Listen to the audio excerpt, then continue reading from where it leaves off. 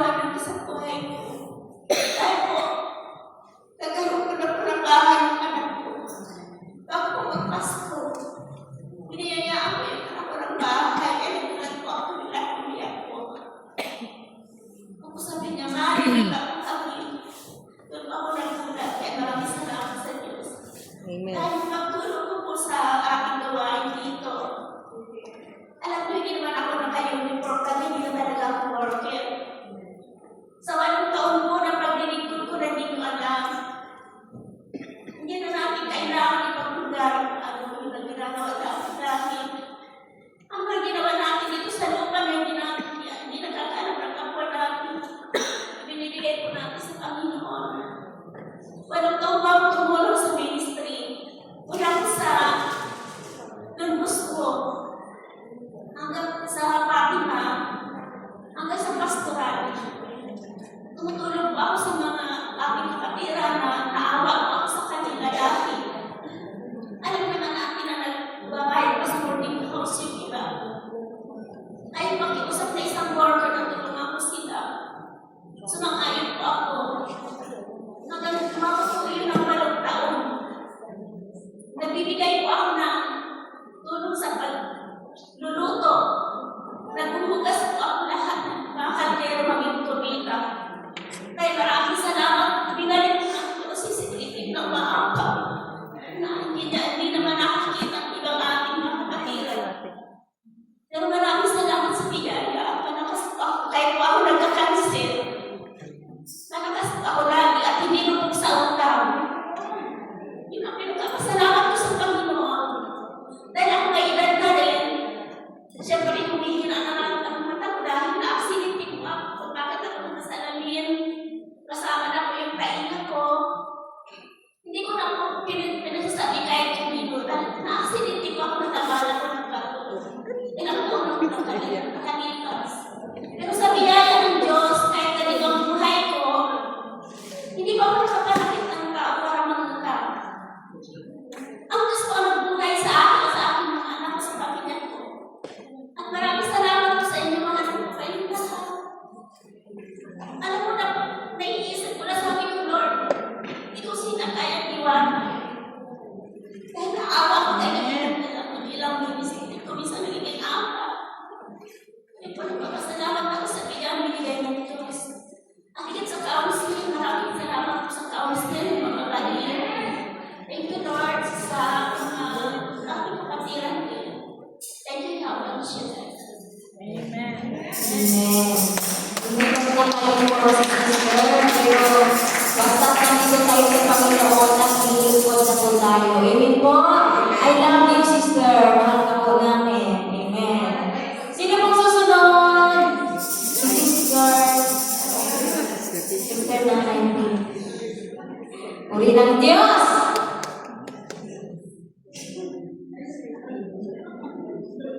God is good all the time. And all the time, God is good. Totoo po yan. Marahil, tingin sa inyong kaalaman, ngayon lang po ako nakapit na tingin ng El Shaddai.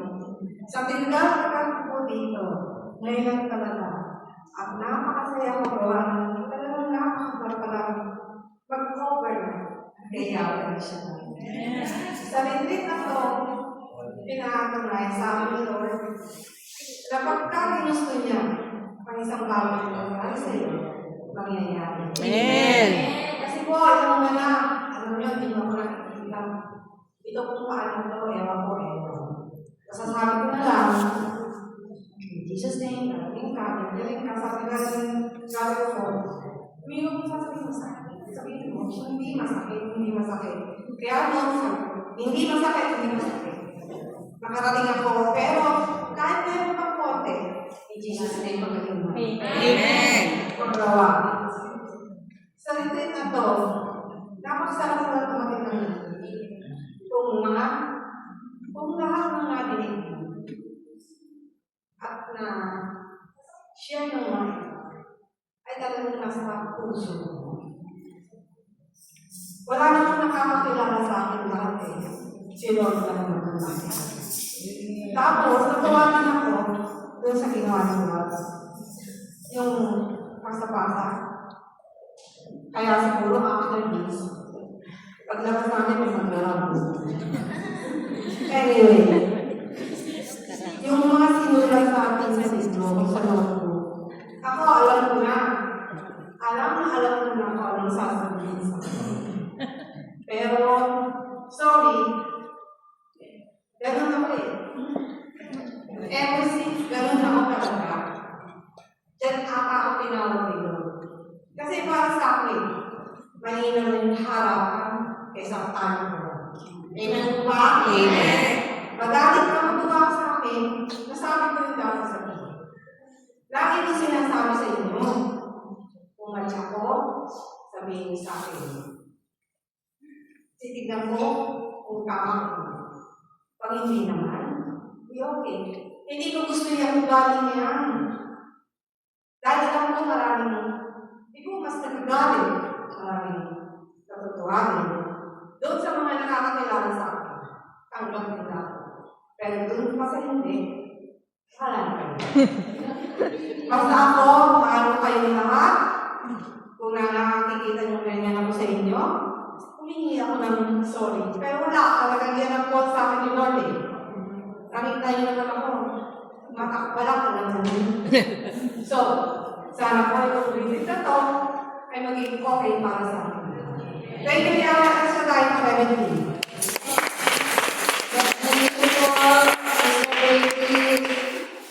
At sino natulog kanina? Wala natulog. Wala. 100%. Sinisig na kumakas. Amen. Hallelujah. Sino naman?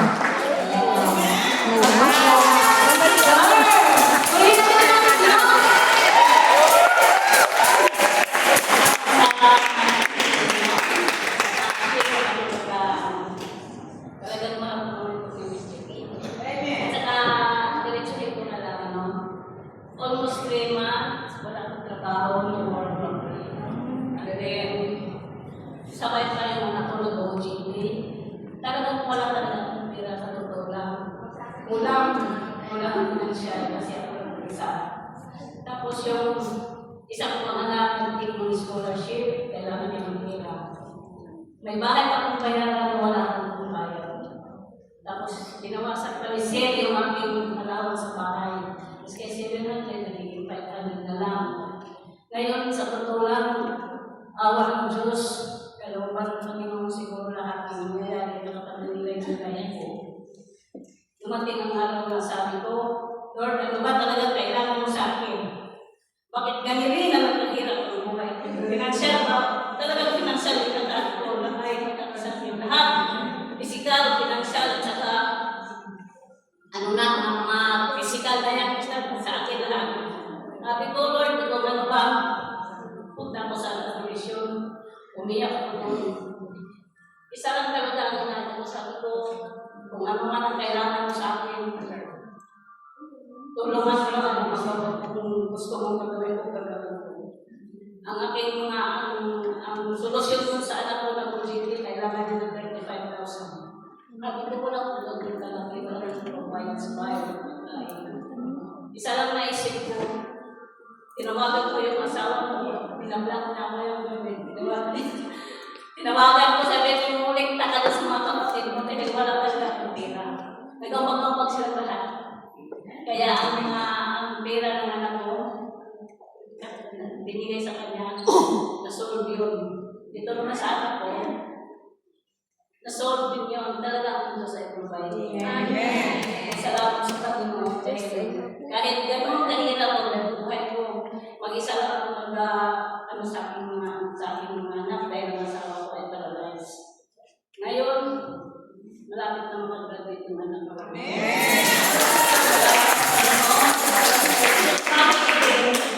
Wala akong pumayad sa bahay, tawag ng provider sa pagkain din may nagbibigay.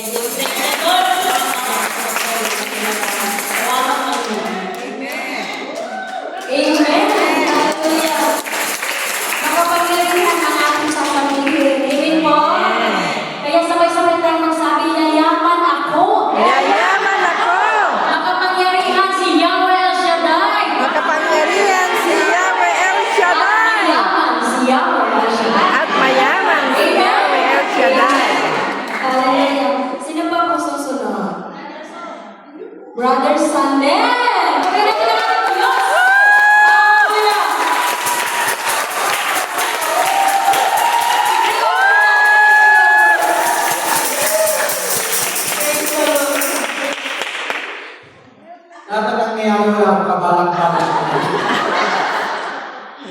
Magandang umaga Umaga. sa inyong lahat. Magandang umaga. Natutuwa po ako at naging parte ako ng ating retreat para sa ating 32nd year anniversary dito sa Macau Chapter. Isa pong, alam nyo, talagang ibang-iba yung paglilingkod dito sa Pilipinas. Amen. Talagang napakalaki po ng diferensya ng paglilingkod dito sa ibang bansa at sa ating bansa. Alam niyo ba, mag-share ko lang sa inyo na 2022, hindi naman lingid sa inyong kaalaman na kaming lahat na mag-anak, kasama ng aking may bahay at dalawang pang-anak noon, ay sama-sama kami lumipad.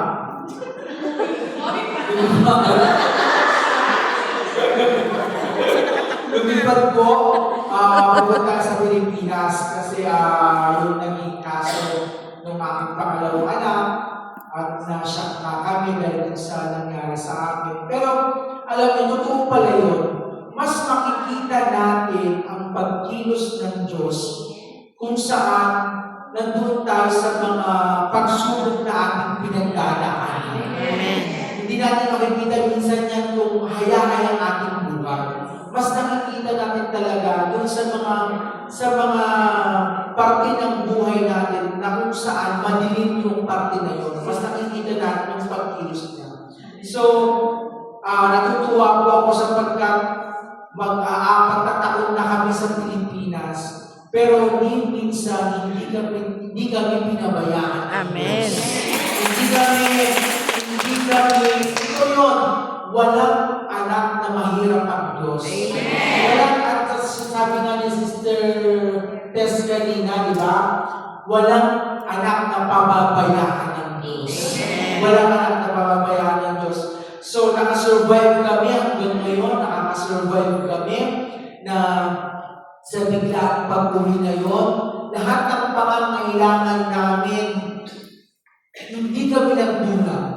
Sa totoo lang, hindi kami yung naghigahos, hindi kami yung parang, alam mo yung parang kawawa ka kasi yung buhay mo yung gano'n na nangyari. Pero nakita namin lahat ng pagkilos ng Diyos. Kaya totoo yun, yung sabi nga na, yung paglilingkod natin ngayon, yung ating pagsusulikap sa paglilingkod ngayon, magbubunga yan at nakikita ng Diyos talaga yung ating yung ganito na kahit may trabaho tayo, di ba? Sa Pilipinas yan, naglilingkod sila, wala silang mga trabaho.